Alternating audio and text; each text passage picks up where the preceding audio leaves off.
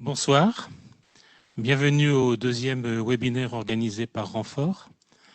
Vous étiez nombreux lors du premier webinaire, le 28 janvier, à participer et beaucoup ont souhaité qu'il y ait une suite qui soit donnée. Donc nous allons nous retrouver ce soir pour le second webinaire. Je vais vous présenter rapidement, pour ceux qui n'étaient pas là la première fois, Renfort. Renfort, c'est Rencontres, Formation, Ressources Humaines. C'est l'objectif, et vous l'avez qui est indiqué par derrière nous, l'objectif c'est de faciliter l'émergence et la mise en œuvre de projets favorisant le développement des individus à titre personnel ou professionnel. Nous sommes une dizaine de professionnels de la formation et de l'emploi ou des ressources humaines. Et nous intervenons à travers un certain nombre d'actions. Je vais vous en citer trois. L'appui à projet. Par exemple, nous avons appuyé un projet qui s'appelle Pictolire, qui est une méthode innovante d'apprentissage de la lecture. Deuxième type d'action, des visites sur des sites ayant un lien avec la formation ou l'emploi. Par exemple, la Fabrique de l'Emploi, en lien avec le territoire zéro chômeur à Lille, la Serre numérique à Valenciennes et Arambert Creative Mine dans le Hainaut. Nous organisons en moyenne 2 conférences par an. Ces conférences ont des thèmes très variés. Je vais vous citer celles qui sont peut-être un peu plus emblématiques. La première de toutes, c'était sur la 3e révolution industrielle. Donc c'était déjà il y a 9 ans. Une seconde avec la transition fulgurante avec Pierre Giorgini. Et l'une sur excusez-moi, les plateformes collaboratives. Nous avions notamment, au titre des témoins, la présidente de la commission transport et tourisme au Parlement européen, Karima Delli. Nous sommes basés à la Maison des associations de Lille et nous réalisons certaines de nos actions avec des partenaires, par exemple Sciences Po, Lille, ou la Grappe à Initiative et Cité, également à Lille. Notre dernière conférence a suscité un vif intérêt. On nous a demandé une suite et c'est ce que nous allons faire. Donc la suite, c'est aujourd'hui. Et toujours avec les moyens techniques de la Cité des Échanges, à Marc-en-Barreuil, que je remercie pour son professionnalisme. Cette conférence, comme la précédente, sera animée par Philippe Bernier. Philippe, je te remercie. Didier Grégoire de Renfort en sera le co-animateur. Je te remercie également. Et vous présentera les témoins de la soirée. Je terminerai en remerciant l'équipe de Renfort et principalement Alain Hirnou, qui ce soir est médiateur. Alain Hirnou qui nous fait signe derrière la caméra. Merci Alain. Et je remercie également Gilbert Lotins et Benoît Desgardins pour leur contribution. Je passe la parole à Didier Grégoire. Merci Président et bonsoir amis du web, j'allais dire. Je dis amis parce que c'est un peu familier, c'est vrai, mais certains sont vraiment fidèles à nos rendez-vous et nous sommes persuadés donc que vous y trouvez un certain intérêt. Et pour ce faire, ce soir, nous nous sommes associés de compétences diverses, toujours dans la ligne que nous nous étions fixés en début d'année, qui est finalement la nouvelle donne de la formation professionnelle et de l'emploi à travers la réforme. Et cette deuxième manifestation s'est consacrée en particulier à l'évolution de certains dispositifs qui sont vraiment tout neufs parfois et peu connus par un certain nombre d'entre vous, je dirais même par des professionnels de la formation parfois. On entrera un petit peu dans le détail et on verra surtout et essentiellement les financements liés à ces dispositifs. Alors pour ce faire, Guy nous le rappelait, nous avons Philippe Bernier. Je ne sais pas s'il est nécessaire de présenter encore Philippe, docteur en droit, intervenant dans de nombreuses structures et patron actuellement de Caraxo, qu'il a développé depuis quelques années maintenant et qui est vraiment spécialisé dans le domaine des questions de formation, d'emploi et de ressources humaines. Donc, vous voyez le lien tout de suite avec Renfort. Bien, et nous serons également autour de cette table successivement notre amie Sylvie Delahaye, qui est responsable adjointe de l'OPCO EP en Hauts-de-France. On reviendra sur tous ces sigles qui sont parfois un peu signes de barbarisme, mais c'est le monde de la formation. Et je veux dire, quel que soit le siècle dans lequel on a vécu, dans la formation, il y a toujours eu ce genre de sigle. Nous aurons donc Sylvie qui reviendra largement sur le fonctionnement de l'OPCO à travers notamment les financements, elle aussi. Nous aurons ensuite Charlotte Sauvage, qui est chargée de projet Transco, un nouveau barbarisme, qu'on vous expliquera dans une structure nouvelle qui s'appelle Transition Pro Hauts-de-France et qui reviendra en particulier sur certains dispositifs cofinancés, on va dire, par le monde de la formation, par Transpro, mais aussi par Transition Pro, mais aussi par les salariés.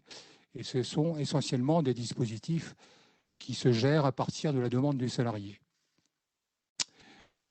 Et enfin, Guy Drobinoa, qui était déjà avec nous lors de la dernière manifestation et qui s'attachera, lui, plutôt à développer le parcours de transition professionnelle. Guy Drobinoa représente en fait le MEDEF en Hauts-de-France. Il est responsable des questions emploi-formation. Voilà, vous aurez la possibilité, bien sûr, immédiatement, je vais dire, c'est en ligne, de nous poser toutes vos questions, liées bien sûr de préférence à la thématique du dispositif, des dispositifs et de leur financement. Nous aurons en direct parfois des questions avec Alain Ernoux qui les posera en votre nom. Donc n'hésitez pas à déjà nous communiquer vos questions. On essaiera d'y répondre. Encore une fois, nous avons quand même devant nous 1h30 pour tâcher de réussir ce pari, qui est toujours un pari difficile dans le monde de la formation, d'expliquer en 1h30 en France le monde de la formation. Merci à vous et je passe la parole maintenant immédiatement à Philippe, qui va vous présenter plus concrètement encore l'ordre du jour, avant de rentrer dans le détail avec nos témoins sur le PowerPoint qui s'affichera derrière nous, j'allais dire. Merci et bonne soirée. Merci Didier merci Monsieur le Président pour cette entrée en matière. Donc effectivement aujourd'hui on va parler d'un sujet alors complexe, pas plus que le moteur de ma voiture. Hein, toutes les questions de compétences et de connaissances du sujet. Pour le coup, on va effectivement repositionner l'ensemble de ces dispositifs d'accès à la formation dans leur relation au financement de la formation. Mais il y a quelque chose moi, qui m'intéresse plus particulièrement. C'est un vocabulaire en ce moment qu'on utilise assez régulièrement. C'est le principe de la transition professionnelle.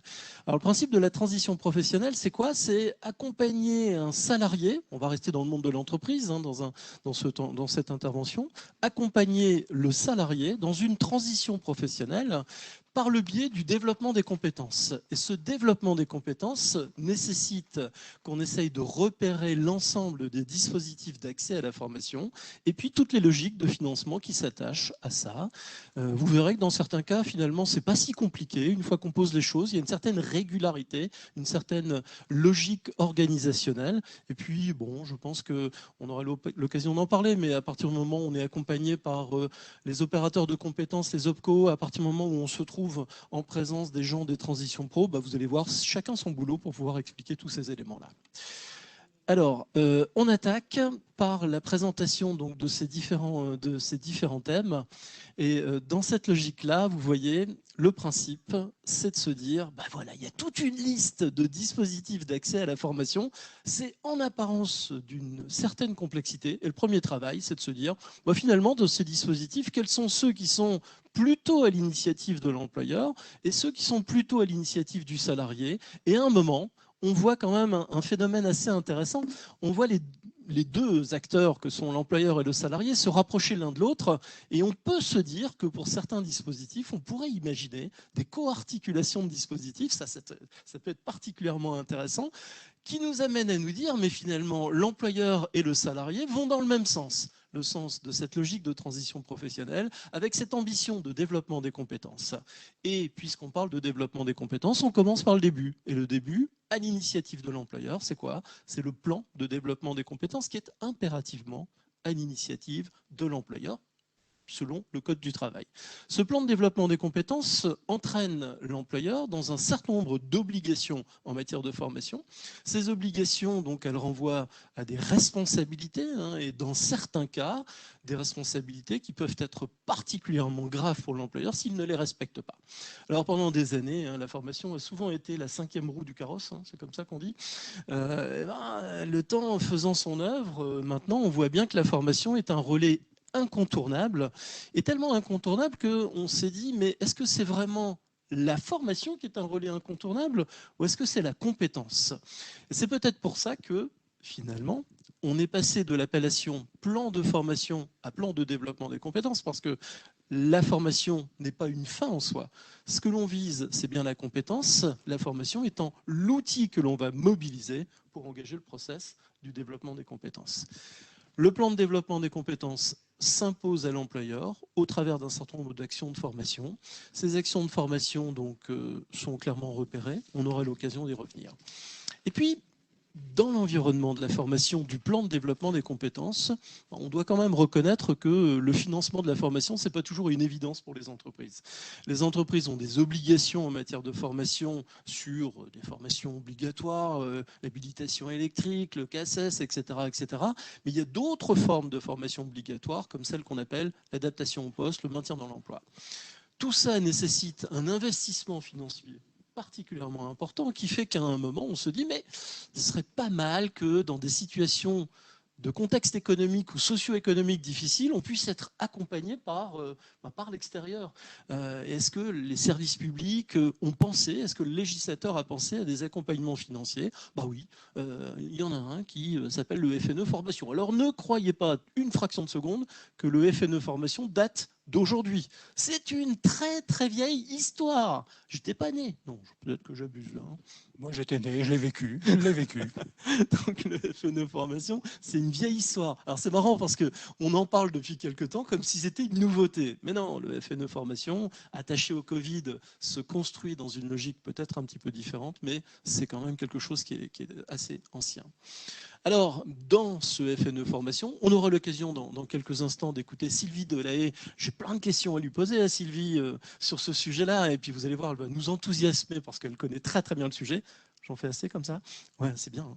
Et dans ce contexte-là, vous allez voir, il y a des opportunités. Opportunité, c'est un mot positif. Il y a des opportunités pour l'entreprise, sachant que dans mon vocabulaire, le mot entreprise renvoie à l'employeur, aux salariés et aux représentants du personnel. Je ne confonds pas le mot employeur et le mot entreprise. Pour moi, l'entreprise, c'est l'environnement où on va retrouver ces trois acteurs avec lesquels il va falloir travailler. Et qui dit travailler avec les acteurs nous amène à un autre dispositif qui s'appelle transition collective. Alors là, pour le coup, qui est récent, c'est Charlotte Sauvage qui nous en parlera. Et là, pour le coup, ça explique pourquoi je ne confonds pas le mot employeur avec le mot entreprise, parce que dans l'entreprise, en matière de transition collective, on va aller solliciter l'employeur, on va solliciter le salarié, mais on va solliciter aussi les partenaires sociaux, puisque là, dans ce contexte-là, il nous faut un accord d'entreprise. Alors, cette dynamique financière qui nous sera présentée par Sylvie et Charlotte, vous verrez, il y a là encore des choses très, très, très intéressantes. Allez, je vais être fou, très intelligentes, qui ont été pensées et qui ne demandent qu'à se développer. Il existe en parallèle un autre moyen de partir en formation, c'est l'alternance. Alors aussi, l'alternance, c'est pas nouveau, ça date de dizaines d'années. Oui, c'est bien ça, on pourrait bien dire ça. L'alternance qui n'en finit pas de prouver son efficacité. L'alternance, c'est la possibilité de passer de l'entreprise à l'école et de mettre en application ce que j'ai appris à l'école, c'est le principe de l'alternance, et lui s'exprime de différentes façons. Il s'exprime par les contrats de professionnalisation, il s'exprime par les contrats d'apprentissage et l'apprentissage. Alors, subtilité, c'est que la législation permet au CFA d'accueillir des apprentis qui n'auraient pas de contrat d'apprentissage. Voilà. Et ce qui est une très très bonne chose parce que pas toujours simple de trouver un contrat d'apprentissage. Et puis en matière d'alternance, il existe un autre dispositif qui s'appelle le dispositif de reconversion promotion par l'alternance, reconversion ou promotion par l'alternance, qui est malheureusement accroché à un acronyme qui est PROA, parce que, comme vous le disiez, ces acronymes, on a beaucoup de difficultés à y échapper. Vous voyez, de façon assez simple, somme toute, deux grandes familles dans les dispositifs à l'initiative de l'employeur, le plan, et de l'autre côté, l'alternance.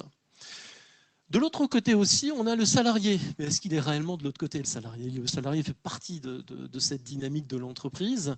Et le salarié, on va lui dire, voilà, on va te proposer, toi aussi, d'être à l'initiative du départ en formation. Toi aussi, tu dois t'occuper de ton propre développement des compétences. Toi aussi, tu dois t'occuper de ton avenir. Il ne faut pas nécessairement attendre que l'employeur le fasse. À un moment, tu peux être partie prenante dans le sujet. Comment?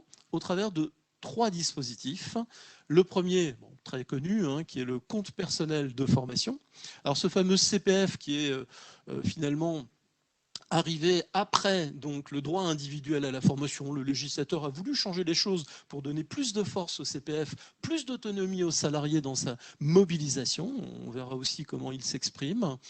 Un autre dispositif qui, lui, a connu autrefois une autre appellation qui était le congé individuel de formation et qui maintenant s'appelle le projet de transition professionnelle, alors que certains appellent encore malheureusement le CPF de transition. Ça, c'est vraiment un problème parce que les gens mélangent tout quand on l'appelle CPF de transition. On aura l'occasion d'en reparler aussi.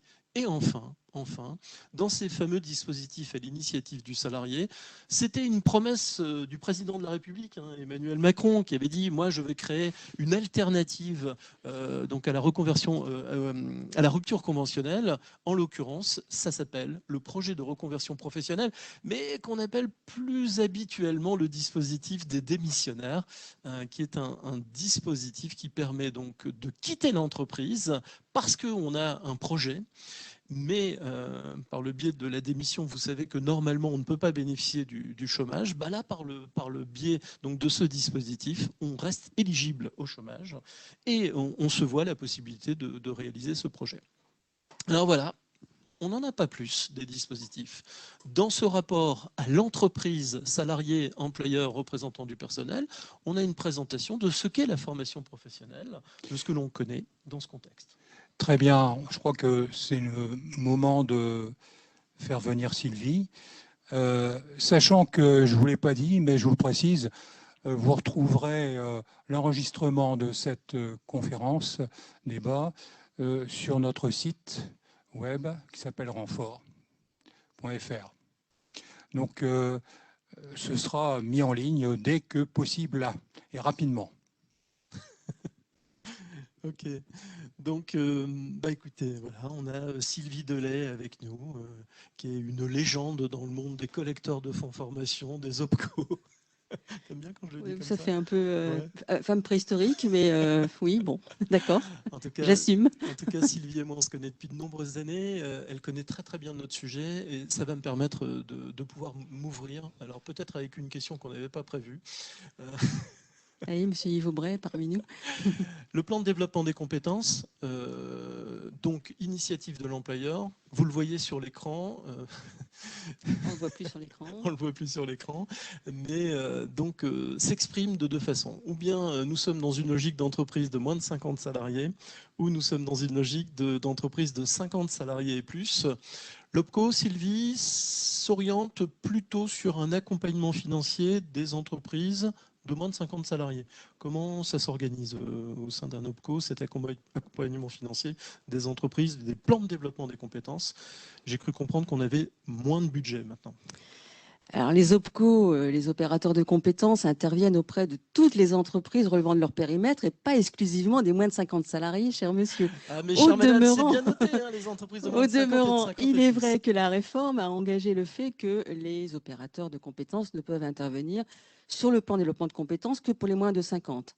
Et pour les entreprises de 50 salariés plus, à elles de gérer leur budget à titre personnel ou avoir un soutien de leur convention via la convention collective, ce qu'on appelle les obligations conventionnelles. Donc, l'opérateur de compétences intervient sur l'alternance auprès de toute typologie d'entreprise, donc sur le contrat de professionnalisation, le contrat d'apprentissage et la proie, et sur le PDC, le plan de développement de compétences, effectivement, exclusivement pour les moins de 50 salariés, sur le légal, avec une possibilité de soutien des plus de 50 grâce à la conventionnelle ou sur des versements dits volontaires.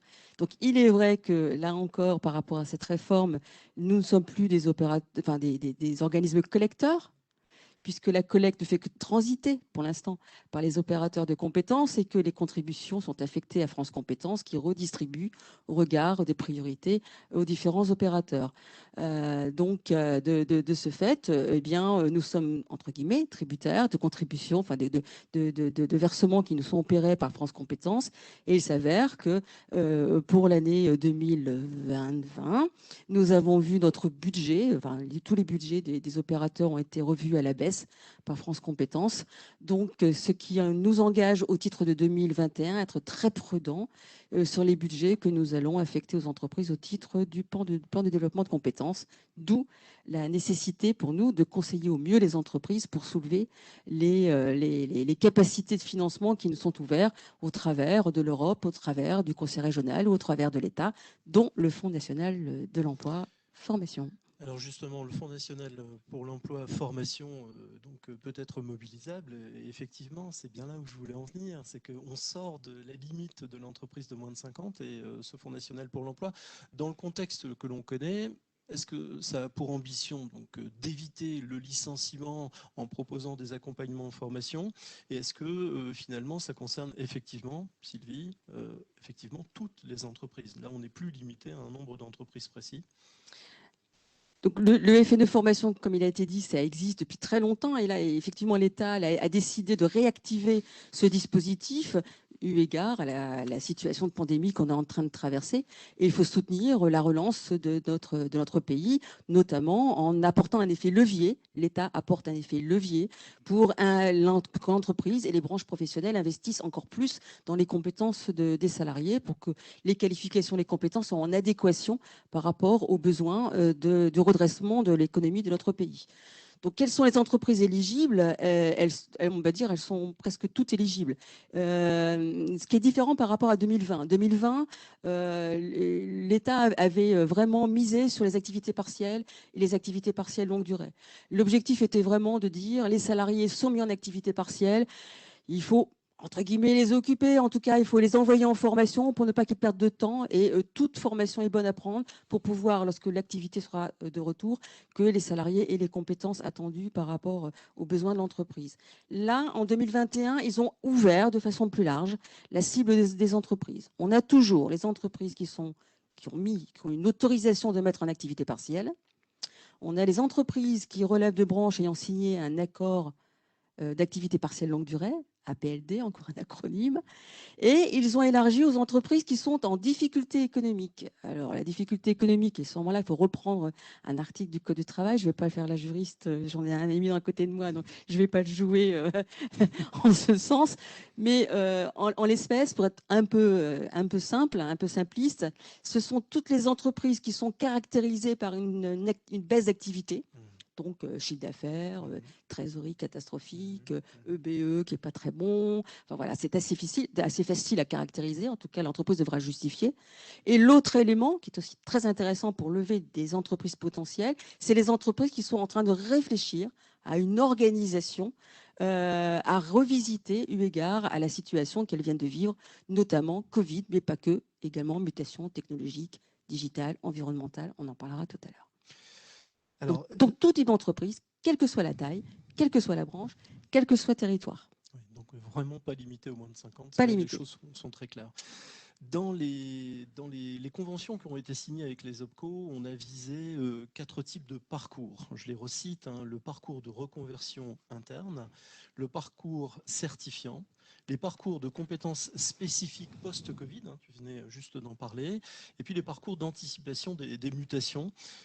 Donc tout ça sont les bases finalement qui vont permettre d'autoriser la mise en place d'un dossier, d'un accompagnement formation. C'est bien ça? Oui, on a demandé un peu à l'État de nous expliquer ce qu'il entendait par parcours, ce qui était vraiment différenciant entre le FNE formation qu'on a pu connaître dans le passé et celui qu'on a mis en place en 2020.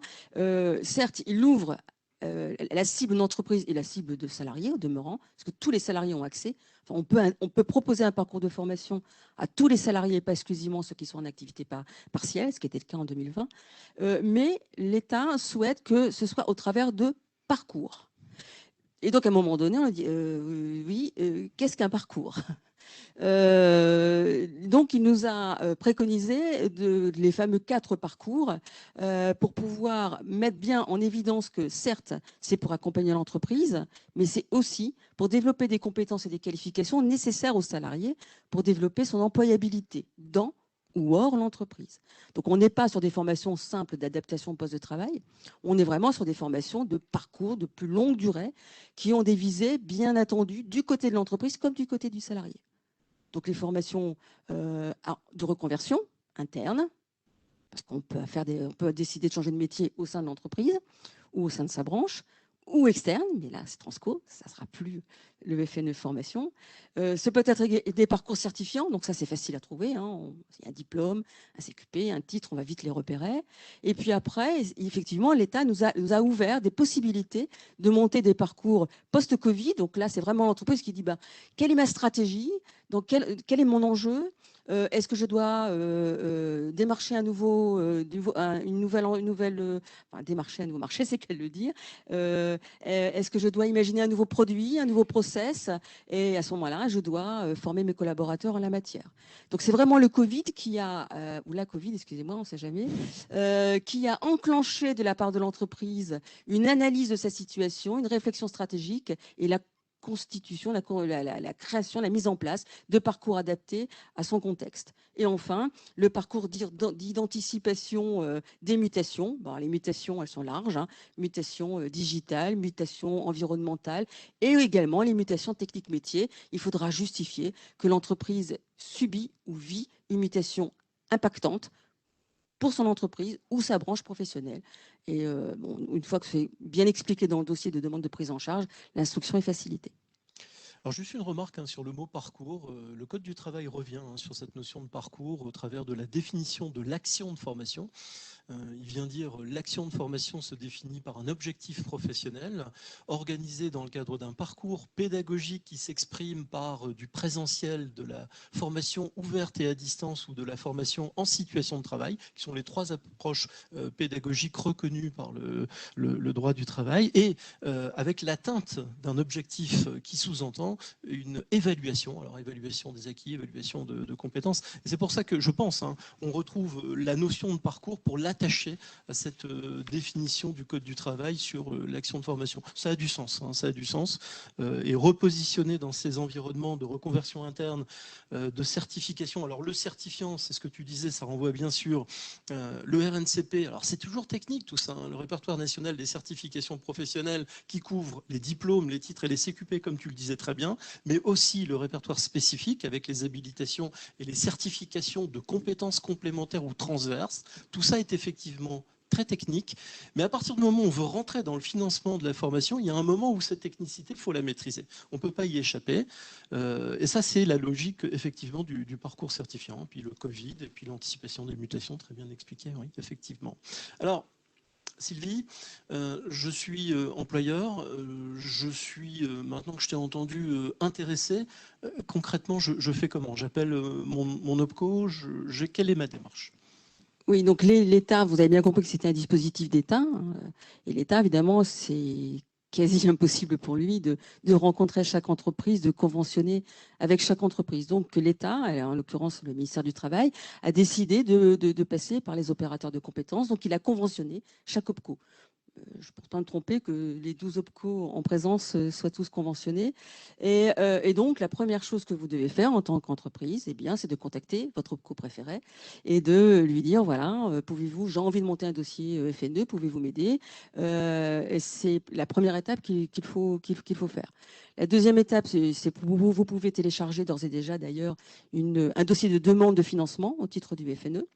C'est un document relativement simple à remplir. Il est engageant. C'est signé par le dirigeant d'entreprise. Il est engageant, mais il est relativement simple à remplir. Vous devez expliquer quel est votre contexte, qui vous êtes. D'abord, bien évidemment, numéro de SIRET, code NAF, etc. On a l'habitude. Mais également, quel est votre contexte? Quels sont vos enjeux? Quelle est votre stratégie? Et le pourquoi vous voulez former et quels sont les parcours que vous voulez mettre en place. Et les parcours, vous devez les rattacher. C'est des parcours de reconversion, des parcours certifiants, des parcours. Donc, il va falloir, à chaque action de formation que vous allez mettre en place, eh bien, rattacher le parcours à la dénomination souhaitée par le ministère du Travail. Une fois, et donc, ce document, comme je disais, il est engageant, puisqu'il est signé par le dirigeant d'entreprise. Il est engageant parce que vous devez dire également, c'est bien l'entreprise qui s'engage auprès de l'État, de dire je suis éligible au FNE parce que je mets mon personnel en activité partielle, j'ai une autorisation, parce que je relève d'une branche en APLD ou parce que je suis en situation économique difficile. Et c'est le dirigeant qui coche. Ce n'est pas à l'OPCO de vérifier. C'est même si on a une obligation de conseil, c'est le dirigeant qui demande le soutien financier de l'État. Ce n'est pas l'OPCO qui le demande pour le compte de son entreprise, c'est bien l'entreprise qui demande un soutien auprès de l'État. Et enfin, ce qui est important aussi, le FNE formation, il a été très allégé, mais ça reste quand même. Vous ne pouvez pas vous licencier la personne. Oui. Il fut un temps, on ne pouvait pas licencier dans les 12 mois qui suivaient la formation. Si évidemment, ils avaient réhabilité le FNE formation Covid, si on peut l'appeler comme ça aujourd'hui, en disant vous ne pouvez pas licencier dans une période de 12 mois, je crois qu'on n'aurait pas eu beaucoup de volontaires. Quel est le dirigeant d'entreprise qui a une perspective à moyen terme? Donc là, vous vous engagez à ne pas licencier jusqu'à la fin de la formation. La fin de la formation? La fin de la formation. Pas 12 mois comme on avait connu autrefois? Non, oui, la fin de la formation. Donc, oui, c'est très, très allégé. Donc, c'est vraiment un bon outil aujourd'hui à utiliser du côté des entreprises. Alors, une dernière question, Sylvie. Moi, je voudrais qu'on parle un peu de l'organisme de formation. Enfin, une dernière question, peut-être que Didier, tu voudrais intervenir après. On en aura d'autres. L'organisme de formation, est-ce que tu préconises à l'entreprise de l'avoir déjà préalablement repéré, d'avoir déjà discuté avec lui, réfléchi, co-construit, ou tu penses que ça, c'est une étape qui vient ensuite? Alors, dans les pièces à transmettre dans ce dossier, il faut des devis, il faut des éléments qui nous... évidemment, parce que l'entreprise, elle sollicite une aide de l'État et c'est une aide financière. Donc, elle va expliquer son contexte, ses enjeux, le pourquoi, les parcours, d'accord. Mais quelle formation elle veut mettre en place et par quel organisme de formation elle veut faire intervenir. Et elle doit présenter des devis. Alors, il n'y a pas d'obligation d'avoir plusieurs devis, mais en tout cas, l'entreprise doit justifier auprès de quel organisme de formation elle veut passer, et elle doit justifier également du coût, puisque évidemment c'est des fonds d'État, hein, c'est normal, hein, ce sont nos impôts, le demeurant. Donc elle doit justifier également qu'elle a analysé le bon rapport qualité-coût. Le rôle de l'OPCO est déterminant. Là, soit l'entreprise sait très bien par qui elle veut passer, d'abord, parce qu'il n'y a qu'un seul, quelquefois, il n'y a qu'un seul organisme de formation capable d'eux. Soit, évidemment, comme je vous le disais, surtout ne pas hésiter de contacter l'OPCO. L'OPCO peut vous aider à toutes ces étapes.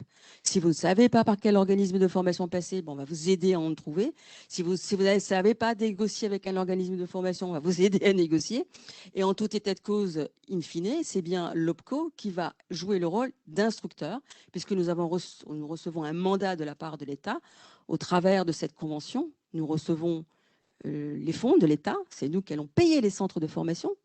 Donc, nous allons instruire la demande. Donc, plus vous mettez l'OPCO en amont de votre projet, plus le dossier sera bien ficelé, si je peux me permettre, et sera instruit favorablement et pourra se mettre en place le plus rapidement possible. Parce que bien souvent, c'est toujours pour hier. Il y a toujours une rapidité d'exécution dans les actions de formation qu'on veut mettre en place.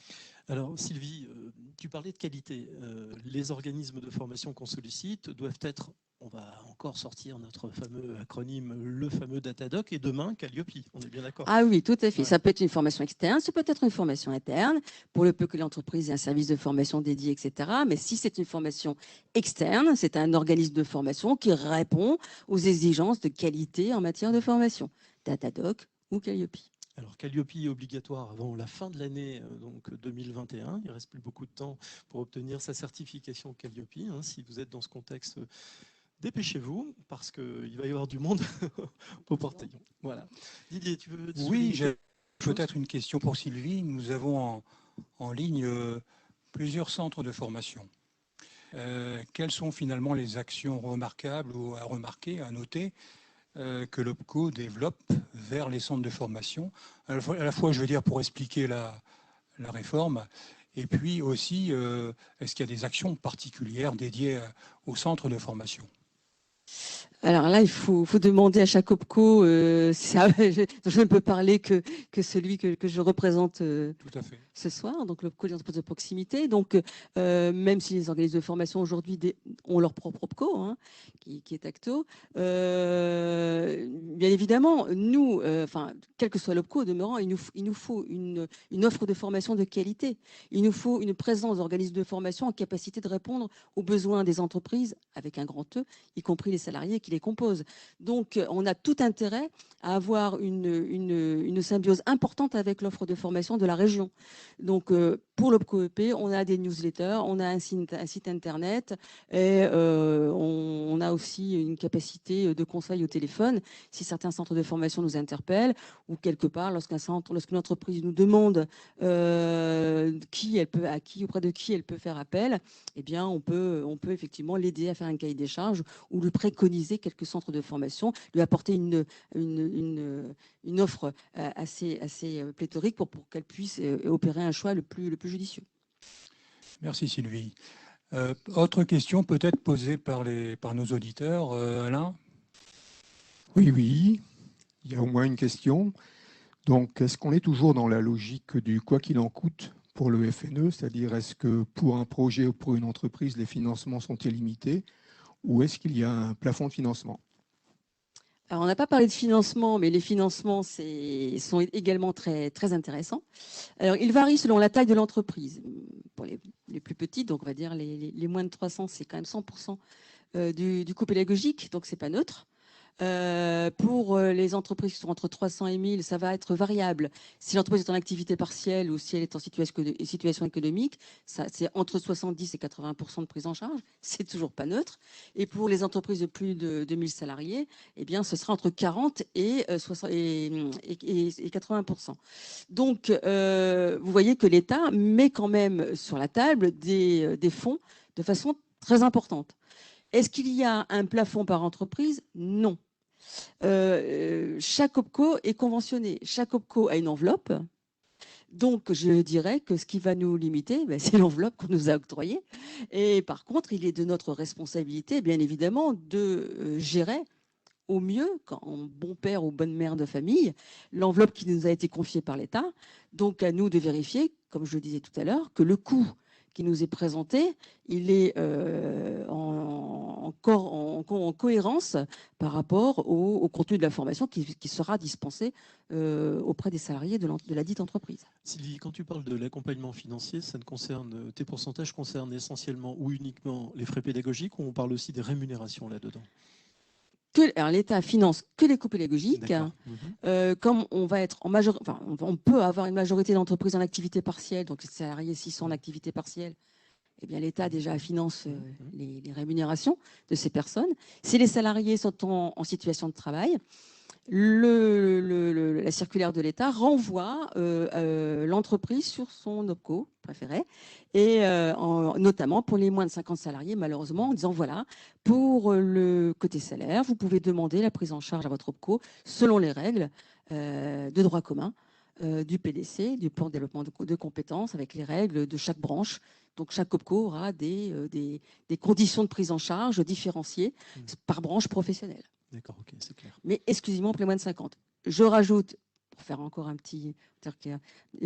L'État finance également un forfait pour les frais de déplacement et le repas à hauteur de 2 € de l'heure pour les formations en présentiel, exclusivement, je précise. Bon, c'est un forfait, il n'y a pas de justificatif à donner, donc dès qu'il y a une formation en présentiel, il y a un forfait qui sera appliqué à 2 € de l'heure, toujours payé par l'État, donc sur l'enveloppe financière qui a été confiée à chaque OPCO.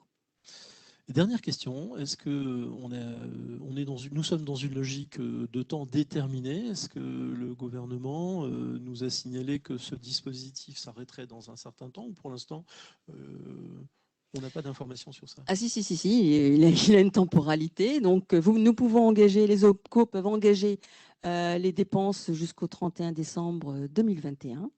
Donc, c'est maintenant ou jamais.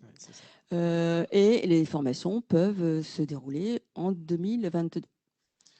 Donc, un engagement avant la fin de l'année, mais avec des formations qui peuvent perdurer après tout à fait. 2021. Voilà, jusqu'au 31 décembre 2022. Oui, donc ça explique pourquoi il est particulièrement important de s'intéresser le plus vite possible à ce genre de dispositif, parce qu'ensuite, bon, on ne sait pas, ce sera peut-être reconduit, mais...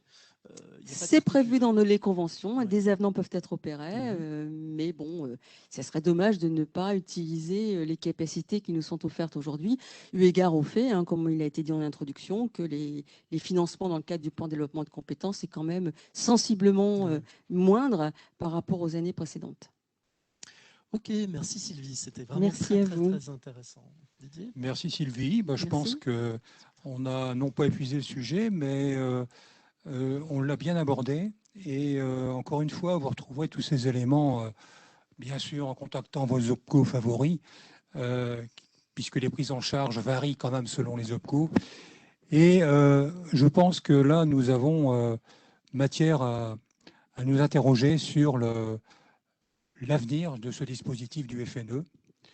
On craint quand même que la reprise soit plus délicate en la matière. Alors, nous allons maintenant accueillir Charlotte Sauvage, qui nous rejoint. Charlotte est chef de projet Transco. Bonjour à tous. Elle va nous expliquer ce que c'est que Transco dans un organisme qui s'appelle Transition professionnelle, Transition Pro, Hauts-de-France. Donc une nouvelle mission, Charlotte, une nouvelle entité, beaucoup de choses nouvelles que nos amis ne connaissent pas forcément. Bon, je vais faire une petite introduction avant quand même sur le sujet. Je t'en prie, Philippe.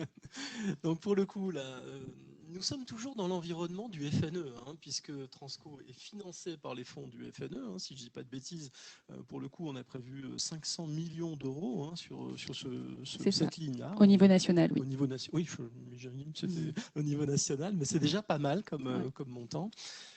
On est effectivement sur un dispositif qui est le résultat d'un travail entre l'État et puis les partenaires sociaux. Je pense que c'est important, Didier. C'est important de le signaler parce qu'en fait, c'est original. Les partenaires sociaux avaient craint à un moment donné de ne point être entendus ou écoutés dans les sphères nationales sur ces dispositifs de transition collective.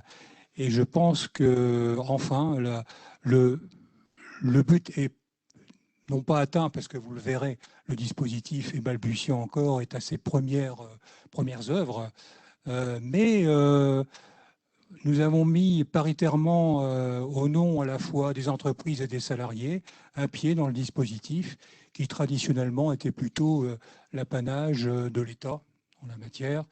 On parlait tout à l'heure, à l'instant, du FNE, ça le reste. On va retrouver l'État dans les processus de décision. Je pense que Charlotte aura l'occasion de nous le dire. Mais quand même, ce sera l'occasion de faire entendre la voix des entreprises et des salariés plus complètement. Alors on l'a vu, le FNE Formation dans cette logique de mutation économique avec Sylvie renvoyait sur des parcours de reconversion interne, des parcours certifiants, des parcours en lien avec Covid ou liés à des anticipations d'environnement de l'entreprise. Transco, comme on l'appelle, transition collective pour la belle appellation juridique, ça a finalement une ambition qui vise davantage ce qu'on appelle l'emploi fragilisé. Le principe, c'est nous sommes dans une entreprise qui est concernée par des emplois fragilisés. On y reviendra avec Charlotte tout à l'heure sur ce qu'est un emploi fragilisé. À partir du moment où dans l'entreprise, on a repéré que nous pourrions être touchés par ces emplois fragilisés, c'est-à-dire de mettre en situation de danger un salarié qui pourrait perdre son emploi, on ne parle pas de rien là, on parle de quelque chose d'important. Eh bien, dans cette dynamique, on s'est dit, mais comment est-ce qu'on pourrait accompagner le salarié potentiellement touché par cet emploi fragilisé vers ce qu'on appelle un emploi porteur. C'est très bien construit, je trouve que, et d'ailleurs c'est bien construit parce qu'on a quand même essentiellement toutes les réponses à toutes les questions qu'on se pose par rapport à la mise en place, l'opérationnalisation de ce dispositif de transition collective. On y revient dans 2 secondes. Le principe donc, nous repérons des emplois fragilisés. Ces emplois fragilisés, on va essayer d'accompagner le collaborateur pour l'amener vers un emploi porteur. On reviendra sur ce vocabulaire. Toutefois, il y a un certain nombre de conditions. Première condition, il faut que l'employeur mette en place un accord d'entreprise dit gestion des emplois et parcours professionnels. Ça veut dire qu'il va solliciter un autre acteur de l'entreprise qui est le représentant du personnel. Vous voyez bien, tout à l'heure, je parlais de l'entreprise avec l'employeur, le salarié et le représentant du personnel. Là, on a l'employeur et le représentant du personnel. Ils bossent ensemble pour arriver à un accord de gestion des emplois et des parcours professionnels. Et si on a déjà un accord GPEC, rien n'empêche d'imaginer un avenant. Et on met quoi là-dedans? On va essentiellement mettre quels sont les emplois fragilisés qui sont le résultat donc, de l'observation qu'on aura générée dans cette entreprise. Premier élément. Deuxième élément, dans cette dynamique, il est nécessaire que l'employeur, à un moment ou à un autre, puisse amener le salarié à être coacteur de ce projet. Et on verra que pour amener le salarié à être coacteur dans un projet de transition collective, eh bien, on va demander au salarié de faire quelque chose de précis, en l'occurrence de mobiliser son projet de transition professionnelle. On va revenir tout à l'heure plus précisément avec Guy Drobinois sur ce qu'est le projet de transition professionnelle, mais vous allez voir, dans cette approche, il y a 2 types de projets de transition professionnelle. Il y a celui qui est à la pure initiative du salarié et il y a ce projet de transition professionnelle qui est le résultat d'un co-engagement avec l'employeur et qui, dans ce contexte-là, s'appellera donc Transco. L'intérêt, il est aussi financier. Tout à l'heure, Sylvie citait un certain nombre de tailles d'entreprises, les moins de 300, les 300 à 1000 et les 1000 et plus. Bah là encore, on est dans la même logique. On va se retrouver sur des financements, mais ça, on en reparlera avec Charlotte. Donc voilà, ça c'est le contexte de Transco qui est en train de se mettre en place. On a quelques exemples à l'heure actuelle, mais ça aussi, on y reviendra. Alors tout de suite, Charlotte. Ça y est, c'est parti, les questions. Première question, tout à l'heure on parlait donc de ce Transco qui s'attache à repérer un métier ou un emploi fragilisé. Comment est-ce qu'on peut comprendre, comment est-ce qu'un employeur peut comprendre ce qu'est un emploi fragilisé? Alors effectivement, l'objectif des transitions collectives, c'est vraiment de permettre aux entreprises d'accompagner leurs salariés et de les aider à se reconvertir vers un métier qu'ils recrutent lorsque l'emploi a été identifié comme fragilisé. L'intérêt aussi de ce dispositif, et pour compléter ta présentation, Philippe, c'est que ça mobilise vraiment tous les acteurs du territoire et que l'objectif est également, à travers ce dispositif, de mettre autour de la table des acteurs qui travaillent en faveur du développement de l'emploi et des compétences pour redynamiser l'emploi dans les territoires et pour mettre en perspective justement ces emplois fragilisés et ces emplois porteurs. Parmi ces acteurs se trouvent également les plateformes qui ont répondu à un appel à manifestation d'intérêt de l'État, qui a vocation à se déployer, puisqu'il y a un nouvel AMI qui va l'appel à manifestation d'intérêt, qui va voir le jour là, courant juin.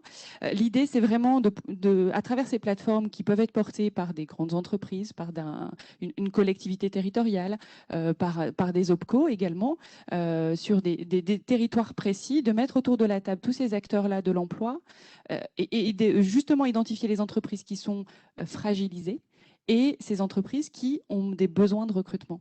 Alors, pour répondre très concrètement à ta question, métier fragilisé, c'est un domaine d'activité qui est impacté par la crise, mais pas que, par des difficultés économiques, mais aussi, et Sylvie le disait aussi tout à l'heure, une entreprise qui fait face à des mutations technologiques, des mutations liées à la digitalisation des process, des mutations environnementales qui obligent l'entreprise à se repositionner sur le marché, des mutations sociétales aussi qui peuvent avoir un impact sur l'emploi et les compétences dans l'entreprise. L'idée, c'est vraiment d'identifier ces métiers fragilisés par un dialogue social qui est constructif avec les représentants du personnel. D'où l'accord de gestion des emplois et parcours Voilà, professionnels et c'est en ça où le dispositif est innovant, c'est que c'est une co-construction au sein de l'entreprise et un espace de dialogue pour identifier ces métiers fragilisés avant même qu'il y ait une difficulté économique qui pousse l'entreprise à un licenciement ou à des procédures un petit peu plus conséquentes en termes d'emploi pour les salariés. Et donc c'est vraiment accompagner l'entreprise à parler positivement de ces mutations et à inciter les salariés volontaires, puisqu'en fait, dans ce dispositif, il y a aussi cette dimension-là où en fait, le salarié doit être volontaire pour pouvoir s'engager dans son dispositif de reconversion. Et pour ce faire, d'ailleurs, l'accompagnement par le CEP, le Conseil en évolution professionnelle, est obligatoire, contrairement au PTP qu'on verra peut-être tout à l'heure avec Guy. C'est vraiment l'accompagnement CEP permet justement de s'assurer d'un engagement volontaire du salarié dans sa reconversion et justement de pouvoir vérifier que le projet va vers un métier porteur dans le bassin de vie du collaborateur, du salarié, puisque l'objectif est d'identifier des emplois et des métiers qui recrutent sur un territoire donné. Métier porteur, voilà, c'est ça, c'est ce qu'on met en parallèle du métier fragilisé. C'est vraiment des métiers qui sont en tension, soit parce qu'elles recrutent sans cesse. On peut penser par exemple au métier de maintenance. Hein. On sait que les entreprises ont des difficultés sur ce secteur. Elles connaissent des difficultés de recrutement, ou alors c'est des nouveaux métiers. Et alors, pour orchestrer tout ça, ce qui est intéressant aussi, c'est que, alors je vais encore utiliser un acronyme, on en a utilisé plusieurs, c'est que tout ça est mis en lumière par le CREFOP. Et là, on a tous un rôle, tous les acteurs autour des transitions collectives ont un rôle à jouer pour identifier ces métiers porteurs, les faire remonter sur cette liste du CREFOP qui est accessible sur le site internet de Transition Pro pour information, et de pouvoir vraiment porter à la connaissance de tous et à la connaissance notamment des personnes qui accompagnent les salariés et les entreprises sur l'identification de ces métiers. Et voilà, on peut être force de proposition tous autour de la table pour alimenter cette liste. Alors, si on voulait le différencier, mais vous verrez qu'il y a une subtilité quand même qui est à prendre en considération. Tout à l'heure, avec Sylvie Delahaye, quand on parlait de mutation économique avec ce type de FNE, l'ambition, c'est quand même d'accompagner le salarié pour qu'il reste dans l'entreprise. Alors qu'ici, la tendance, c'est plutôt de créer un accompagnement pour permettre aux salariés d'aller trouver un métier porteur, mais pas nécessairement dans l'entreprise. L'idée, c'est aussi qu'ils puissent trouver un métier ailleurs. Oui, tout à fait. L'idée, c'est vraiment de pouvoir articuler les dispositifs entre eux. Et Sylvie l'indiquait tout à l'heure aussi, les fonds diminuent pour les OPCO et l'État là met en place des actions qui permettent à l'entreprise justement d'aller lever des fonds complémentaires pour des entreprises qui ont besoin économiquement d'alléger leur masse salariale. Et en fait, c'est aussi ça une des forces du dispositif, c'est que la prise en charge, on parlait, les taux qu'a annoncé Sylvie sont globalement similaires. On est sur une prise en charge à 100% pour les entreprises de moins de 300 salariés. 75% pour les 300 à 1000 et 40% pour les plus de 1000 salariés.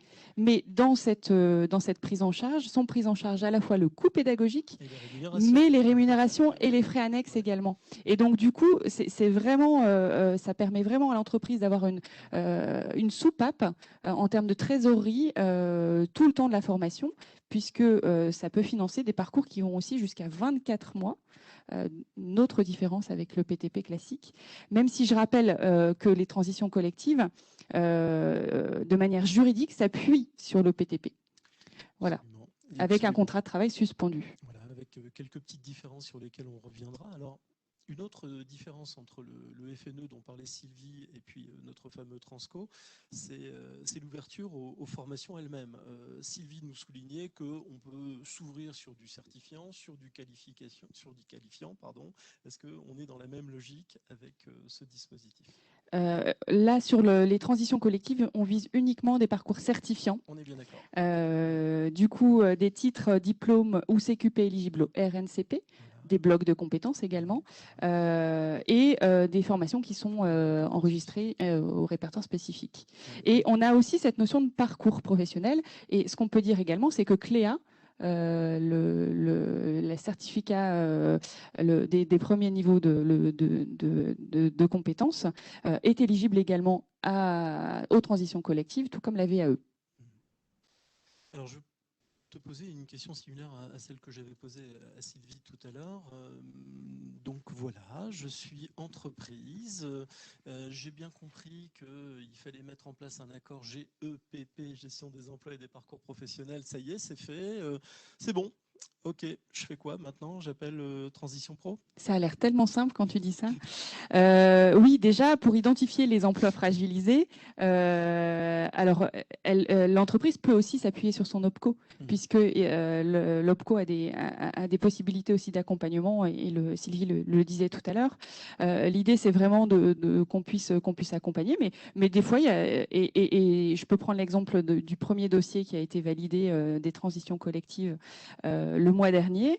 L'entreprise avait une vision très claire de ces emplois fragilisés, et donc voilà, n'a pas eu forcément, l'a fait de manière toute seule et de manière très très spontanée, puisque en fait l'instruction ministérielle qui a installé les transitions collectives prévoit un modèle d'accord GEPP qui simplifie quand même pas mal les choses pour les moins de 300 salariés.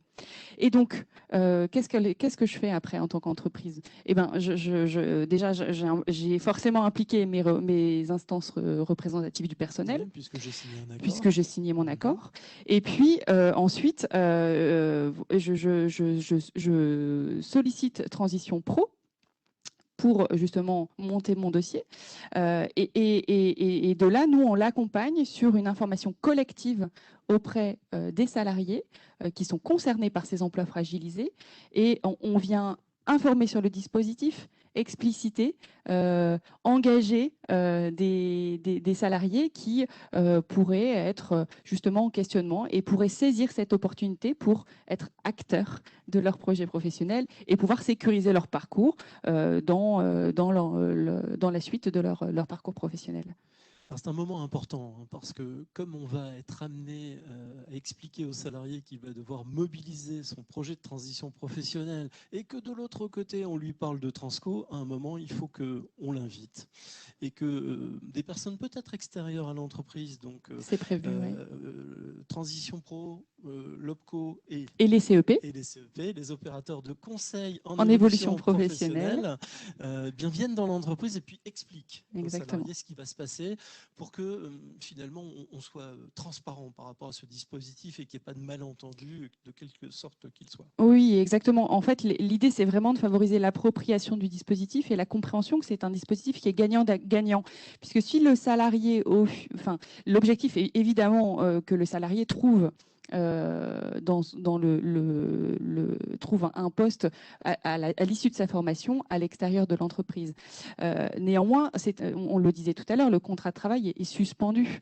Donc en fait, ça sécurise quand même le collaborateur qui, si à un moment donné rupture ou alors ne trouve pas du travail à l'issue de sa formation, réintègre son poste de travail et donc du coup ça sécurise également le collaborateur dans sa démarche. Oui, parce qu'il faut rappeler que lorsqu'on engage le process de transition collective, on va demander au salarié de mobiliser son projet de transition professionnelle. Mais à ce moment-là, pour que le système se mette en place, il va devoir faire une demande particulière à son employeur, une demande d'autorisation d'absence. Donc l'employeur va accepter de fait, puisque c'est lui qui a initié le dispositif. Mais le système, il est bien pensé. En prenant donc cette autorisation d'absence, il y a effectivement suspension du contrat de travail, mais sécurisation de la situation du salarié. Comme tu le dis très bien, une fois la formation terminée, si je n'ai pas trouvé ces fameux emplois ou métiers porteurs, parce que pour X ou Y raison, ou même si la formation, ça ne s'est pas nécessairement bien passé, eh bien, j'ai le droit de revenir. Alors, la loi dit, dans mon poste ou un poste équivalent. Bon, subtilité. Hein. Oui, bon, parfois, il peut y avoir des surprises sur la notion de poste équivalent. Mais effectivement, il y a une sécurisation, en tout cas, quant à la rémunération du salarié. Il retrouve son contexte qu'il a quitté. Et c'est ça qui fait que ce dispositif aussi est assez intéressant, au même titre qu'on sécurisait le salarié, en disant qu'on engage un salarié sur un financement FNE dans le contexte de ce qu'expliquait Sylvie, mais il n'y a pas de licenciement entendable. Et s'il y avait licenciement, l'employeur devrait, si je ne dis pas de bêtises, rembourser les subventions qu'il aurait reçues. Et Sylvie me fait oui de la tête, merci. Donc on est dans cette dynamique, effectivement. Alors, autre différence, peut-être encore entre le dispositif dont parlait Sylvie et puis Transco, c'est la durée. Je pense que pour Sylvie, on est plutôt sur du 12 mois. Enfin, j'avais noté ça. Maximum, c'est ça, Sylvie. Alors que là, on est sur une durée, tu disais, plus longue. 24 mois, oui, 24 tout à fait. mois. Et là aussi, ça déroge au projet de transition professionnelle classique, qui, lui, est plutôt sur du 12 mois. Sur du 12 mois, effectivement. Oui, bon, ben, écoute, je pense qu'on est sur une dynamique. Alors, en ce moment, voilà, on en fait des centaines ou ça commence tout doucement? Non, en fait, vous l'aurez compris, le dispositif mobilise beaucoup d'acteurs. Et en fait, là, on est vraiment dans la construction, l'appropriation du dispositif qui est quand même assez nouveau et qui est vraiment à la croisée des chemins entre l'entreprise, les intérêts de l'entreprise et les intérêts de l'employabilité du salarié. Donc, on est vraiment sur cette phase de mobilisation des acteurs. On travaille avec les OPCO, on travaille avec les plateformes territoriales qui sont aussi en capacité qui s'organisent tout doucement aussi. On travaille évidemment avec l'État, puisqu'en tant que Transition Pro, nous sommes en copilotage du dispositif avec l'État, ce qui m'amène à dire qu'on n'a pas présenté Transition Pro. Je vais en faire une toute petite présentation. Transition Pro, on est donc une association paritaire qui a été créée au 1er janvier 2020, mais en fait, on a une grosse expertise derrière nous, puisque vous connaissiez certainement le FONGECIF. Et donc voilà, on est la suite du FONGECIF au regard de la loi à venir et avec les nouvelles missions que nous a confiées la loi à venir, notamment les missions concernant le suivi du CEP, le financement du PTP et maintenant, évidemment, le financement des transitions et l'animation des acteurs autour des transitions collectives. Oui, et puis d'autres missions comme l'analyse des besoins en qualification, en emploi et en compétences, le développement de CLEA, la mise en place des jurys de CLEA. Il y a comme ça un ensemble de missions qui sont nouvelles et qui font que voilà, on n'est plus sur une logique FONGECIF. On est vraiment sur une dynamique différente dans ce contexte de Transition Pro. Alors Transition Pro, différence encore, qui est donc obligatoirement régionale, ce qui fait que nous avons 18 Transitions Pro, dont 13 en métropole. Exactement. Je connais mes chiffres. Bravo. Charlotte, peut-être nous avons 2 questions, c'est ça, Alain, qui nous sont remontées. Oui, il y a une question qui concerne le système transition collective. Donc, voilà, est-ce que le salarié continuera à bénéficier de sa rémunération durant ce parcours? Oui, puisque son salaire est pris en charge, son contrat de travail est suspendu, mais le salaire est pris en charge. D'accord. Alors, il y a une question qui revient pour l'OPCO-EP. Alors, je ne sais pas si Si je peux la poser. Bien sûr, bien sûr. Donc voilà, c'est quelqu'un qui souhaiterait, à titre d'exemple, d'avoir des précisions chiffrées sur les dotations annuelles de l'OPCO de proximité, afin de mesurer l'effort engagé, je lis dans le texte, par les entreprises et l'État sur ce dispositif piloté par cet OPCO. Alors, je ne sais pas si vous avez ces éléments chiffrés ou peut-être qu'on peut les communiquer. D'accord, donc voilà.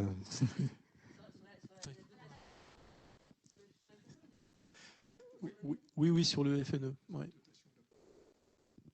Oui, je vais retirer le masque, pardon. Les dotations pour les OPCO sont très importantes. Moi aussi, ils sont parus dans la presse. Hein, donc, si vous lisez la presse spécialisée, vous allez voir les montants qui ont été attribués à chaque OPCO. Pour l'OPCO EP, c'est 4 millions d'euros. Donc, vous voyez qu'on a les capacités d'accompagner un maximum d'entreprises pour la région. Non, pour 4 millions d'euros. Donc, on a les capacités d'accompagner les entreprises pour passer ce cap difficile et rebondir autant que faire se peut. Merci Sylvie pour ce complément d'information. Donc, c'est vrai que c'est important de temps en temps de citer quelques chiffres dans ce contexte. Transition CRO, c'est ça. Transition CRO, c'est que je dois avoir les CRO, ça doit être ça. Dispositif spécifique, donc deux systèmes qui sont plutôt dans une dynamique d'entrée de l'employeur.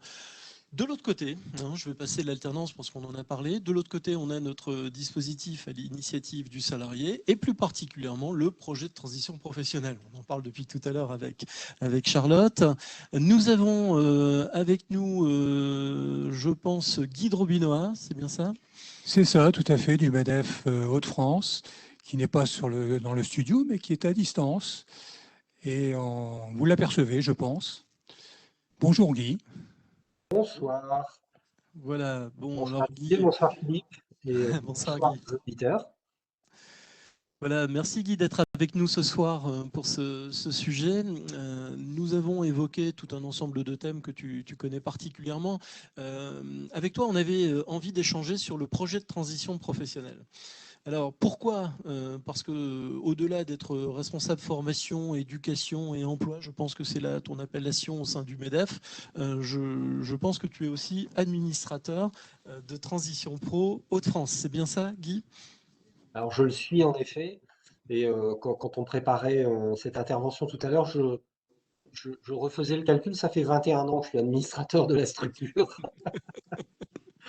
Successivement FONGECIF puis Transition Pro. Donc j'ai vécu quelques transformations et un peu de recul aussi sur les pratiques et sur les évolutions, et notamment sur le passage qui a eu lieu entre les ex-dossiers CIF et la transition qui a été opérée vers le PTP. Alors effectivement, on est passé du congé individuel de formation, hein, je me force moi à éviter les acronymes dans ce contexte-là, au projet de transition professionnelle, mais ça prend tout de suite plus de temps. Effectivement, le projet de transition professionnelle, donc je le rappelle dans les grandes lignes avant de te poser Guy quelques questions. Projet de transition professionnelle, donc comme le CPF est à l'initiative du salarié dans ce contexte-là. Il faut que le salarié puisse justifier d'une éligibilité. Alors, je sais que vous aimez bien parler de différentes formes d'éligibilité, mais il y a une première éligibilité en matière d'ancienneté. Hein, si on a affaire à des salariés en CDI, en contrat à durée indéterminée, je vous le rappelle, il faut avoir travaillé au moins 24 mois, dont 12 mois dans l'entreprise.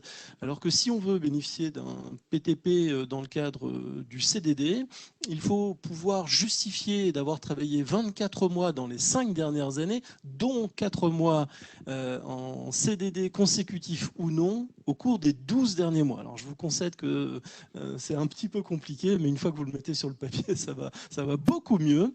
Hein, je vous la refais. Hein, 24 mois dans les 5 dernières années, dont 4 mois en CDD consécutif ou non, au cours des 12 derniers mois.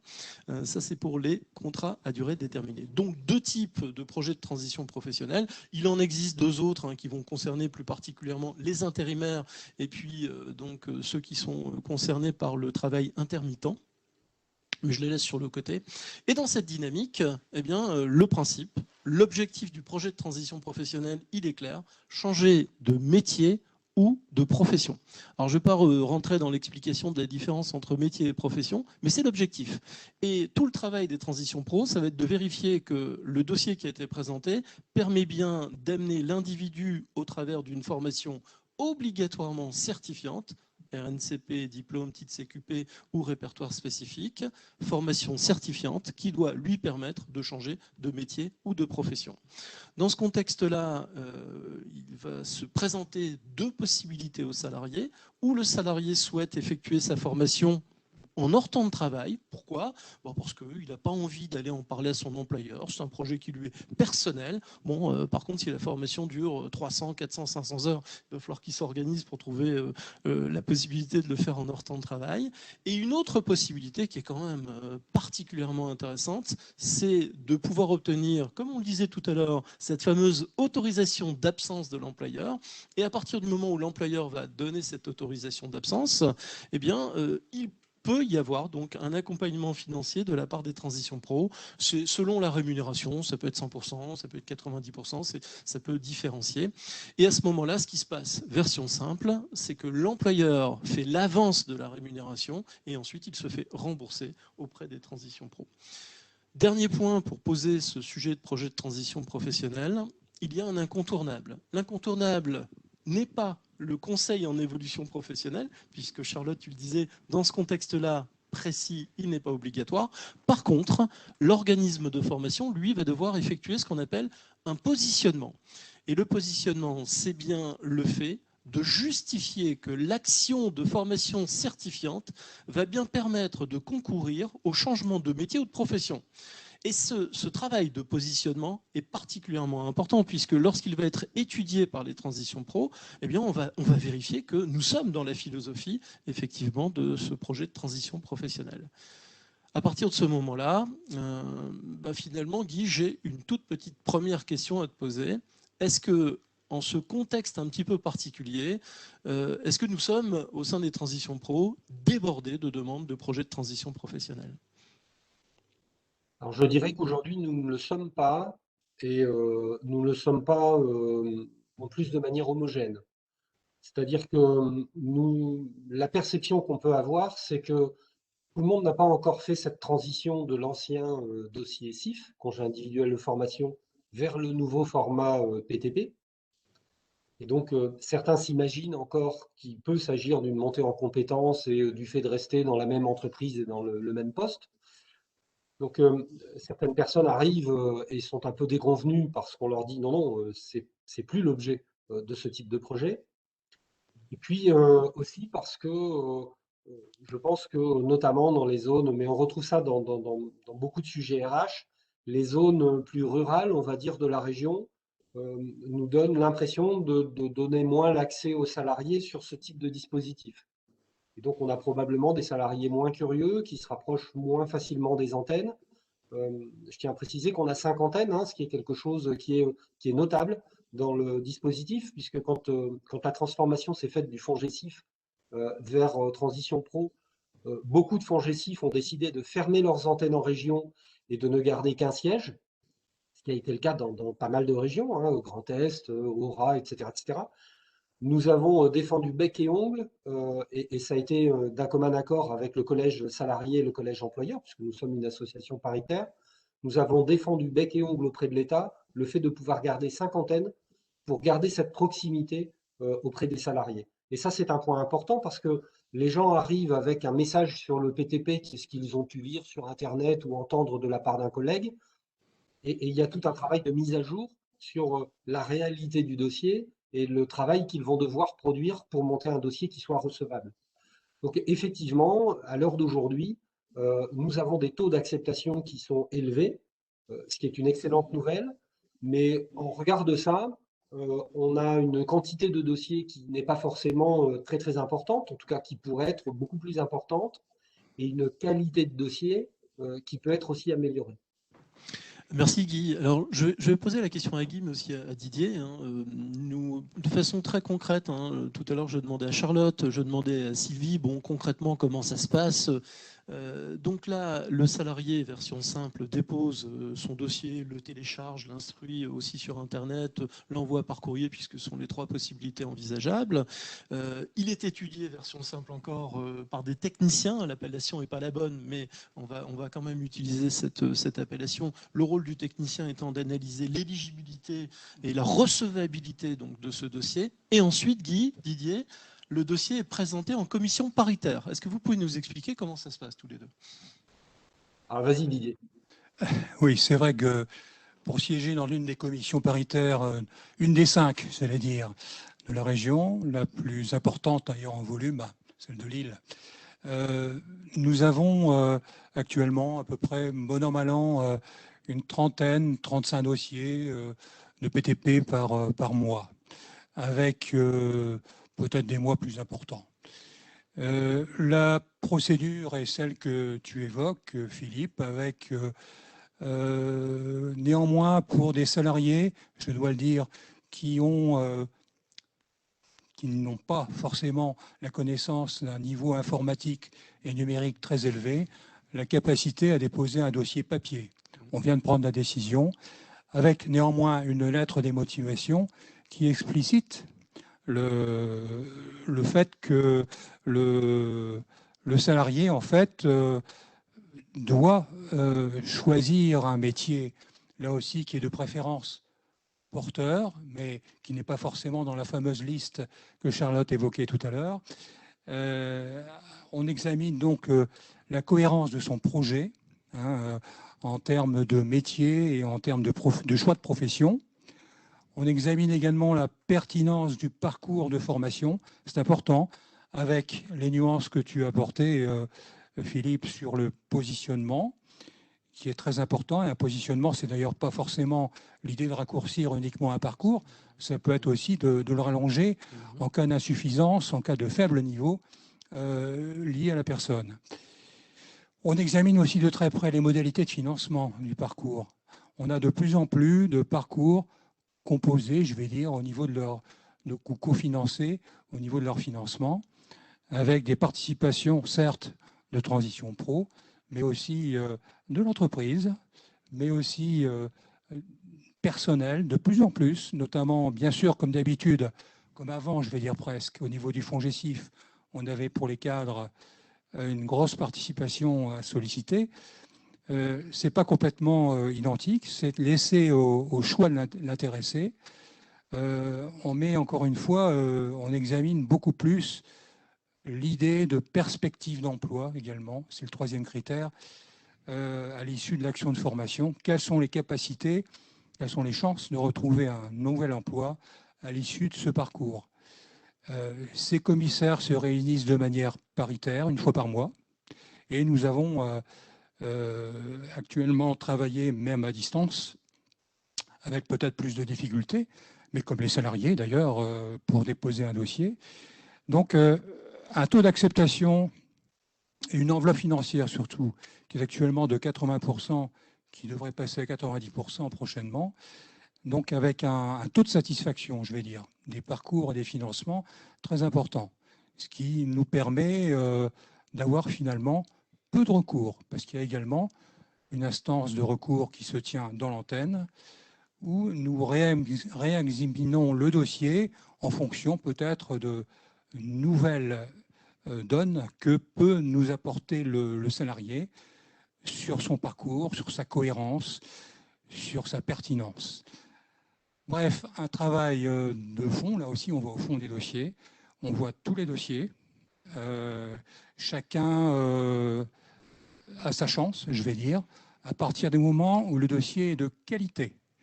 Alors j'insiste, c'est Guy qui l'évoquait tout à l'heure, nous sommes malheureusement parfois amenés à refuser parce que le parcours n'est pas assez de qualité. Alors la qualité, ce n'est pas forcément la qualité de la formation, pas uniquement, c'est aussi l'intéressé qui doit faire preuve de qualité dans son analyse.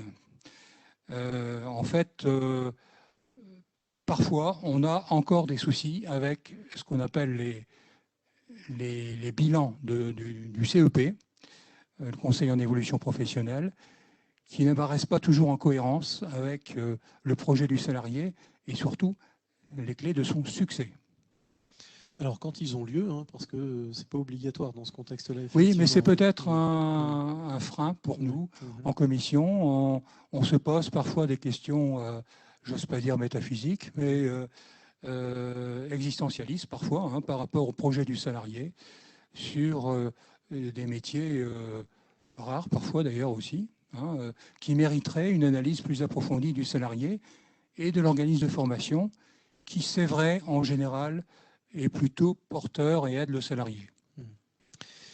Alors bon, le temps passe, il reste quelques minutes, j'ai encore deux petites questions à poser, Je crois qu'il y en avait aussi... Oui, je pense, oui, il y a des questions. Je vais quand même poser une autre question, parce que c'est une question qui m'est souvent posée en entreprise.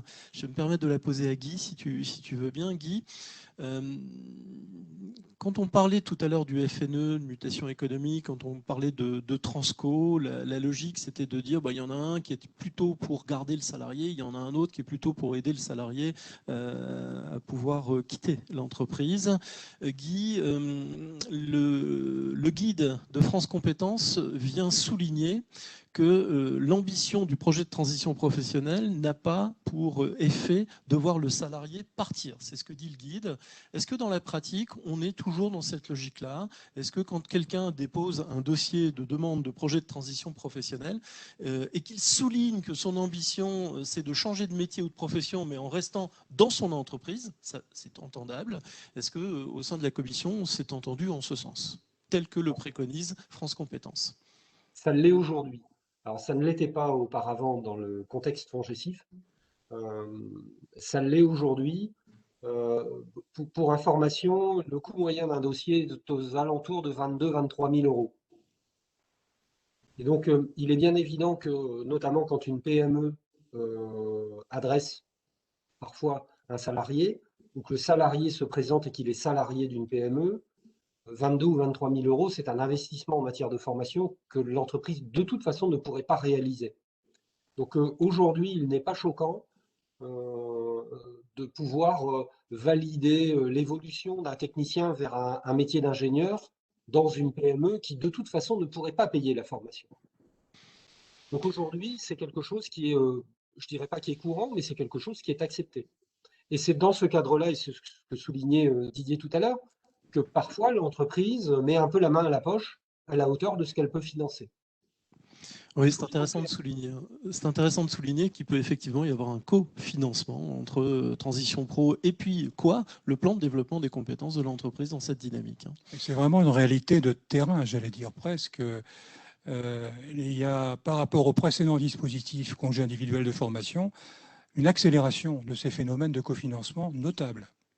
Tout à fait. Oui, et puis on le disait aussi, le cofinancement peut venir aussi du salarié. Est-ce qu'on a des questions de l'extérieur? Oui, alors il y avait des questions sur les cofinancements, donc vous y avez répondu. Une autre question, c'est est-ce que, alors je pense que ça s'adresse à Guy peut-être, est-ce que l'employeur peut refuser la prise en charge et si c'est le cas, combien de fois? Alors, l'employeur, lorsqu'on parle, là on parle plutôt de la demande d'autorisation d'absence, hein, ça doit être ça. Donc, est-ce que l'employeur peut refuser une demande d'autorisation d'absence? Je vais me permettre de répondre, si tu veux. Bien volontiers. L'employeur, merci. L'employeur n'a pas le droit de refuser une demande d'autorisation d'absence. Il ne peut que la reporter de 9 mois, à condition ensuite de l'expliciter. Donc, il y a deux raisons qui permettent de reporter de 9 mois cette autorisation d'absence. La première, c'est qu'on estime que ça va générer un préjudice pour le service. Et le deuxième, c'est quand 2% de l'effectif est déjà en projet de transition professionnelle. Mais on ne refuse pas, on reporte. C'est quelque chose qui est très rare et c'est quelque chose qui expose l'entreprise à un arbitrage aussi, le cas échéant. Oui, et puis... Et donc, les IRP jouent leur rôle dans ce cadre-là. Et si dans une entreprise d'une certaine taille, où tout le monde est plus ou moins remplaçable pendant une certaine période et où effectivement l'effectif ne dépasse pas, ça peut être très rapidement compliqué et c'est aussi une affaire de dialogue social. C'est vraiment très bien de le souligner. Autre question? Alors, une autre question, c'est quelle est la différence entre le projet de transition pro et le FNE formation, en tout cas en matière de prise en charge financière? Alors, le FNE formation en matière de prise en charge financière, la différenciation avec le projet de transition professionnelle, déjà, il y en a un qui est plutôt à l'initiative de l'employeur et puis l'autre qui est plutôt et franchement à l'initiative du salarié. Donc déjà, c'est une différence fondamentale. La deuxième différence, elle se trouve effectivement dans le financement. Sylvie le rappelait, dans le cas du FNE, on va financer un pourcentage de frais pédagogiques. Les rémunérations, c'est une autre affaire, ça va dépendre d'un tas de cas. Alors que dans le cas du projet de transition professionnelle, s'il y a autorisation d'absence, il y aura remboursement de la rémunération en tout ou partie à l'employeur. Donc c'est quand même une belle différence dans ce contexte-là. Et puis après, il y a les conditions d'éligibilité dont on parlait tout à l'heure. Le projet de transition professionnelle, à l'initiative du salarié, lui demande une ancienneté dans son rapport au travail, alors que je ne pense pas qu'on demande d'ancienneté. Non, on ne demande pas d'ancienneté dans la logique du FNE. Voilà les principales différences. Et puis, il y en a une quatrième.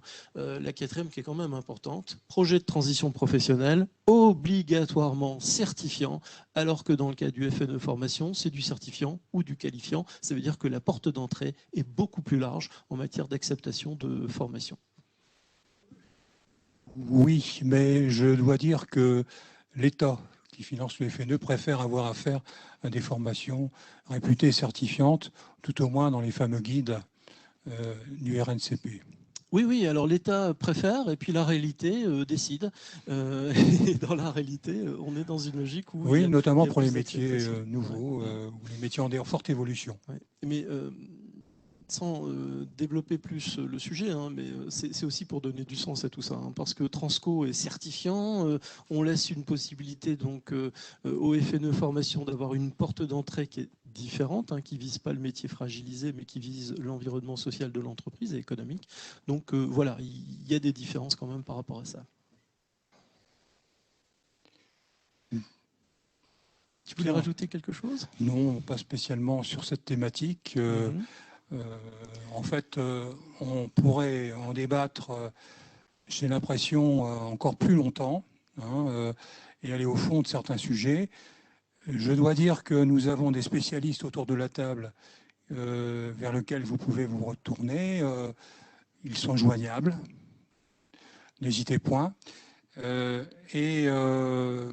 S'il fallait non pas conclure, je vais te laisser Philippe conclure, mais moi je retiens une idée maîtresse finalement, c'est quel que soit votre positionnement dans l'entreprise ou avant de sortir de l'entreprise, il y a toujours une solution à votre problème.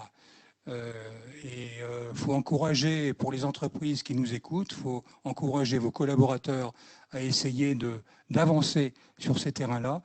Je sais que ce n'est pas toujours évident, à vous de les conseiller, à vous de les mettre entre bonnes mains, j'allais dire. Mais c'est vraiment une idée pour moi fondamentale, je veux dire par rapport au précédent dispositif. Il y a beaucoup plus de perméabilité entre les dispositifs. J'espère que vous vous en êtes rendu compte, surtout quand on discute financement. Voilà. Philippe, peut-être pour conclure à ta manière. À ma manière, est-ce que j'ai une manière de conclure? Je monte sur la table et je danse. Pour le coup, moi, il y a une chose que j'aime, finalement. On va parler avec ce vocabulaire, pourquoi pas. Et moi, il y a une chose que j'aime, qui me porte, c'est que nous ne sommes pas dans la guerre des acteurs. Il n'y a pas d'un côté l'OPCO, de l'autre côté Transition Pro, qui chacun tire la couverture à lui. On a une logique organisationnelle et dès lors qu'elle est empreinte de gens de bonne volonté, ça ne peut que bien marcher. Voilà ce que je voulais dire en matière de conclusion. On mesurera la bonne volonté dans les faits sur certains dispositifs. Là, je repense à Transco, puisque nous allons intégrer, par exemple, les plateformes territoriales de l'emploi, enfin, tout au moins les services publics de l'emploi et de la formation, pour pouvoir discuter d'égal à égal avec les représentants de l'État. C'est un point positif, là aussi, mais on mesurera concrètement la volonté politique d'évoluer en région. C'est ce que je voulais dire. Oui, dernier petit mot quand même, je ne peux pas m'en empêcher. L'environnement régional, le pouvoir politique, ce sont des éléments fondamentaux. Moi, ce qui m'intéresse aussi, c'est la réalité de l'entreprise, du salarié, de l'employeur et puis de l'accompagnement des partenaires sociaux, parce que ça, c'est une réalité terrain qu'il faut mettre en avant et pour lesquels nous avons des dispositifs, alors on en a beaucoup, mais qui sont complémentaires et structurés de manière intelligente. Moi, je pense qu'il faut faire passer ce message, il faut être positif par rapport à cette approche-là. Oui, tout à fait. Je pense que sur les métiers porteurs, par exemple, pour en revenir à cet élément clé au plan régional, on a maintenant des outils de dialogue et on ira porter la parole des métiers porteurs des entreprises dans ces services publics et dans toutes les instances où on nous demandera d'être présents. Puisque nous avons maintenant droit de citer, j'allais dire, en tant qu'organisation paritaire sur Transition Pro et Transco, qui reste, vous l'avez mesuré aussi peut-être, un dispositif très paritaire. Mais le paritarisme est un paritarisme de bonne aloi et de concertation. Bon ben voilà, nous sommes arrivés au terme de cette rencontre. Je pense qu'au niveau du timing, on n'est pas trop mauvais parce qu'il est 7h moins 3. On peut peut-être conclure définitivement maintenant. Conclure définitivement, on vient de conclure, j'allais dire presque sur le contenu. Il me reste moi à remercier au nom de Renfort nos éminents spécialistes autour de la table qui ont pu vous développer à la fois, je vais dire, leur pain quotidien, Sylvie, Charlotte, Guy et moi-même, bien sûr, à travers Transition Pro. Et puis à remercier notre conférencier, je vais dire émérite, qui nous fait à chaque fois l'amitié, le plaisir, et qui développe un grand sens du concret, pour reprendre son expression qu'il a développée à l'instant. Je retrouve là un Philippe que je connaissais de longue date. Bon, en tout cas, merci à tous. Merci à l'équipe Renfort qui a su nous animer et, encore une fois, à la Cité des échanges qui nous permet à chaque fois de nous réunir. Je vous dirai simplement, au nom de l'équipe Renfort, merci, bien sûr, et à une prochaine rencontre, à un prochain rendez-vous qu'on essaiera d'organiser à la rentrée. Allez, on rêve peut-être en présentiel, même si les conditions ici du distanciel étaient excellentes. Encore une fois, merci et bonne soirée à tous et à toutes. Au revoir.